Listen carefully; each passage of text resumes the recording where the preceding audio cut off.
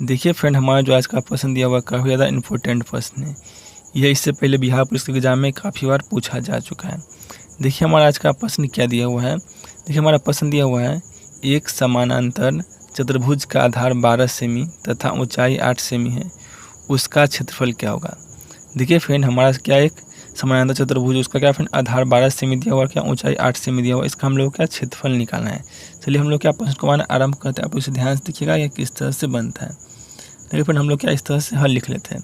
देखिए क्या दिया फ्रेंड, आधार क्या दिया फ्रेंड, आधार दिया हम लोग, आधार कितना दिया हुआ है 12 सेमी दिया हुआ है। देखिए हम लोग क्या लिख लेते हैं, आधार, आधार कितना दिया हुआ है 12 सेमी दिया हुआ है।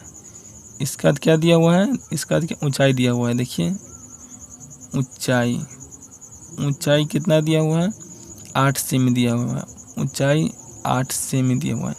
देखिए हम लोग को निकालना है क्या, उसका क्षेत्रफल, यानी क्या समानांतर चतुर्भुज का क्षेत्रफल। देखिए हम लोग क्या इसलिए क्या लिख देंगे, इसलिए समानांतर चतुर्भुज, समानांतर चतुर्भुज का क्षेत्रफल।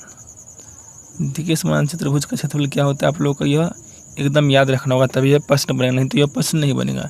देखिए समानांतर चतुर्भुज का क्षेत्रफल होता है क्या, क्या दिया हुआ है आधार ऊंचाई दिया होता है, इसका क्षेत्रफल क्या होता है आधार गुने ऊंचाई। क्या इसका क्षेत्रफल क्या होता है आधा, हम लोग इसका मतलब यहाँ पर हम लिख देते हैं, यहाँ पर क्या आधार गुने ऊंचाई। आप लोगों को एकदम याद रखना पड़ेगा तभी बनेगा, आधार गुने ऊंचाई। समानांतर चतुर्भुज का होता है क्षेत्रफल आधार गुने ऊंचाई। आप लोग इसे जरूर याद रखिएगा तभी यह बनेगा।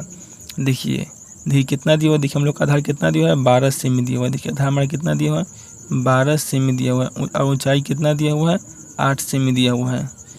ऊंचाई कितना दिया हुआ है 8 सेमी दिया हुआ है। देखिए हम लोग क्या करेंगे, दोनों गुना कितना हो जाएगा 12 8 कितना हो जाता है 96, 96 क्या हो जाएगा सेमी स्क्वायर, क्या हो जाएगा 96 सेमी स्क्वायर। क्या हो जाएगा हमारा राइट आंसर हो जाएगा, कितना हो जाएगा 96 सेमी स्क्वायर।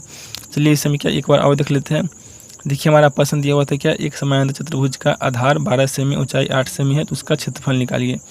मैंने क्या किया, पहले मैंने आधार लिख दिया 12 सेमी, उसके बाद मैंने क्या ऊंचाई 8 सेमी लिख दिया।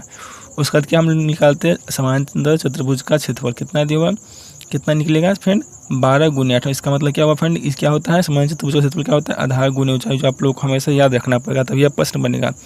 देखिए इसका ऊंचाई कितना दिया हुआ था 8 सेमी, आधार कितना दिया हुआ था 12 सेमी, दोनों गुना कितना गया 96 सेमी, सेमी गुना किया था सेमी स्क्वायर, कितना हो गया हमारा राइट आंसर 96 सेमी स्क्वायर हो गया हमारा राइट आंसर। तो मैं ऐसा कहता हूँ कि आप लोग को अच्छा तरह समझ में आ गया होगा। धन्यवाद।